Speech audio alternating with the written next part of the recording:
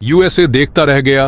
दोस्त रूस ने भेजा भारत को खास तोहफा INSTC international north south trade corridor. USA ने कई बार धमकाया भारत को कि रूस से दूरी बना ले, नहीं तो सैंक्शंस लगा देंगे, नहीं तो इंटरनेशनल आइसोलेशन झेलना पड़ेगा, अकेला छोड़ देंगे भारत को दुनिया में। लेकिन भारत नहीं माना दोस्तों। ये वेस्टर्न कंट्रीज वाले हल्ला करते रह गए कि India middle east Europe corridor बनाएगा, मिडल ईस्ट को भारत से जोड़ेगा, यूरोप को भारत से जोड़ेगा, लेकिन कुछ नहीं कर पाए। उल्टा इजराइल फिलिस्तीन की जंग शुरू हो गई और इधर ईरान ने न कोई हल्ला किया, रूस ने न कोई हल्ला किया, भारत ने न कोई हल्ला किया। और आज INSTC वो रूट बन गया है जिसमें ऐतिहासिक तौर पर पहली बार ट्रेन रूट के माध्यम से रूसी कोयला भारत पहुंचा है। भारत की सॉफ्ट पावर और भारत की इंटरनेशनल इमेज की ये बहुत बड़ी जीत है दोस्तों INSTC भारत के लिए कितना अहम मार्ग है, इसकी महत्ता के बारे में आप जानकर दंग रह जाएंगे। तो आज मैं आपसे विनती करना चाहूंगा कि अगर आप जरा भी भारत के भविष्य को लेकर चिंतित हैं तो इस वीडियो को अंत तक जरूर देखें। लेकिन वीडियो में आगे जाने से पहले भारत और रूस की दोस्ती और इस मार्ग के लिए वीडियो को लाइक करके कमेंट बॉक्स में जय हिंद जरूर लिखें। याद रहे, जय हिंद कहना हम सब के लिए गर्व की बात है। दोस्तों, अब भारत में सस्ता रूसी कोयला, सस्ता रूसी ऑयल सब कुछ आ पाएगा, वह भी इंटरनेशनल नॉर्थ साउथ कॉरिडोर यानी INSTC के माध्यम से। लगातार भारत और रूस के बीच में एक्सपोर्ट और इंपोर्ट बढ़ता चला जा रहा है। इंडिया के प्रोडक्ट्स रूस जा रहे हैं, रूस के प्रोडक्ट्स क्रूड ऑयल, गैस और कोयला, ये सभी एनर्जी से जुड़ी चीजें भारत आ रही हैं। दोनों देशों का व्यापार लगातार बढ़ता जा रहा है। अब ट्रेड रूट को स्टेबलाइज करना जरूरी है, उसे सुरक्षित करना जरूरी है और भारत ने रूस के साथ मिलकर वही किया। आज हम आपको बताने वाले हैं कि कैसे भारत ने अमेरिकी धमकियों के बावजूद रूस के साथ बिजनेस जारी रखा और अब इसका फायदा भारत को लॉन्ग टर्म में मिलने वाला है। दोस्तों, एक ऐतिहासिक ट्रेड डील हुई है जिसमें कोयला सीधे रूस से भारत पहुंच रहा है और यह हुआ है ईस्टर्न INSTC रूट की मदद से। अब INSTC दो रूट्स के माध्यम से भारत पहुंचता है, एक ईस्टर्न साइड और एक western side. Eastern side central एशियाई देशों से होकर भारत पहुंचता है। रूस से माल ट्रेन में लोड होता है, फिर कजाखस्तान पहुंचता है। कजाखस्तान के पास भी अपना रेलवे नेटवर्क है। फिर वहां से ट्रेन तुर्कमेनिस्तान में प्रवेश करती है, जहां पर भी रेलवे इंफ्रास्ट्रक्चर मजबूत है। उसके बाद यह ईरान पहुंचता है। यहां से आधा रास्ता सड़क मार्ग से और आधा रेल मार्ग से तय होता है, जिससे यह ईरान के दक्षिणी बंदरगाहों तक पहुंचता है, विशेष रूप से बंदर अब्बास, जो ईरान का एक महत्वपूर्ण पोर्ट है। फिर यह समंदर पार करके अरब सागर होते हुए भारतीय पोर्ट्स जैसे मुंबई या किसी अन्य पोर्ट पर पहुंच जाता है। INSTC के इस रूट में न पाकिस्तान आता है, न लाल सागर से गुजरने की जरूरत पड़ती है। ये तो था ईस्टर्न रूट।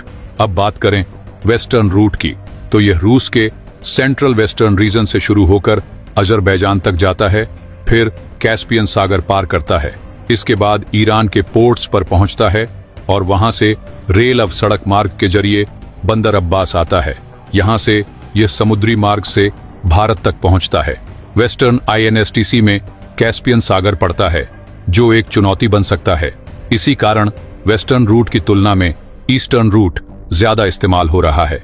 इससे सबसे बड़ा फायदा यह है कि पहले जो ट्रेडिशनल रास्ते से माल आने में 30 से 45 दिन लगते थे, अब वही माल INSTC से महज 10 दिनों में आ जाता है। इससे ट्रांसपोर्टेशन कॉस्ट में 30% की बचत हो रही है। ये भारत के लिए एक बहुत बड़ी जीत है। अब इससे भारत को भू राजनीतिक लाभ भी मिल रहा है, क्योंकि भारत का कोई भी माल ऐसे देश से होकर नहीं गुजर रहा जिससे भारत के संबंध अच्छे नहीं हैं। वेस्टर्न INSTC का एक हिस्सा ऐसे इलाकों से गुजरता है जहां हूती विद्रोहियों का प्रभाव है। हालांकि रूसी शिप्स को वे निशाना नहीं बनाते, लेकिन लाल सागर क्षेत्र की अस्थिरता के कारण इंश्योरेंस एजेंसियां ज्यादा प्रीमियम चार्ज कर रही हैं। इस कारण वेस्टर्न भाग का ज्यादा इस्तेमाल नहीं हो रहा, बल्कि ईस्टर्न INSTC प्रमुख रूप से प्रयोग किया जा रहा है। कुल मिलाकर भारत ने एक सुरक्षित और स्थिर मार्ग खोज लिया है, जिससे रूसी सामान भारत तक लाया जा सके और भारतीय सामान रूस तक पहुंच सके। आने वाले समय में जब चाबहार पोर्ट पूरी तरह से ऑपरेशनल हो जाएगा तो यह रास्ता और ज्यादा सुगम हो जाएगा। भारत के मित्र देशों से जितनी अच्छी कनेक्टिविटी होगी उतना ही ज्यादा भारत के व्यापार को फायदा होगा। अभी रूस के साथ जो यह रास्ता बना है वह ऐतिहासिक है और इससे दोनों देशों को फायदा होगा। अमेरिका ने रूस को चारों तरफ से आर्थिक रूप से घेरने की कोशिश की है, लेकिन भारत की स्थिति अलग है। भारत दुनिया की सबसे तेजी से बढ़ती अर्थव्यवस्थाओं में से एक है और अमेरिका यह अच्छी तरह समझ चुका है। अब सवाल उठता है कि अमेरिका इसका क्या जवाब देगा। अमेरिका के लिए यह चिंता की बात है, क्योंकि उसने रूस पर प्रतिबंध लगाए कि कोई भी देश रूस से सामान न खरीदे। लेकिन भारत एक विशाल बाजार है जहां सब कुछ खप सकता है। रूस के लिए भारत एक रणनीतिक साझेदार बनता जा रहा है।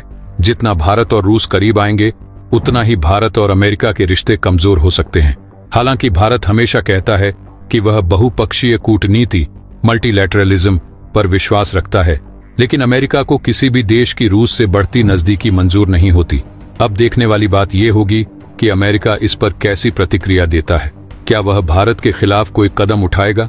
लेकिन भारत ने साफ कर दिया है कि वह रूस के आदेश पर नहीं चलेगा, बल्कि अपने राष्ट्रीय हित को प्राथमिकता देगा।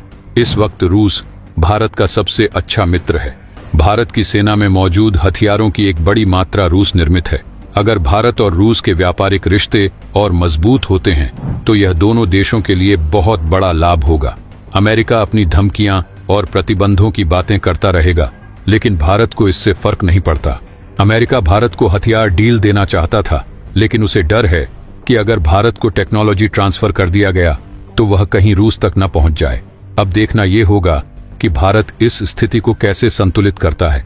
भारत ने रूस के साथ मजबूत व्यापारिक रिश्ता बना लिया है, लेकिन क्या वह अमेरिका से भी लाभ ले पाएगा? यह देखने वाली बात होगी। आपको क्या लगता है दोस्तों, आने वाले समय में क्या होगा? नीचे कमेंट सेक्शन में लिखकर जरूर बताएं। जितना हो सके इस वीडियो को शेयर करें। वीडियो को लाइक नहीं किया है तो वीडियो को लाइक करके चैनल को सब्सक्राइब कर लें। मिलते हैं अगले वीडियो में। जय हिंद, जय भारत।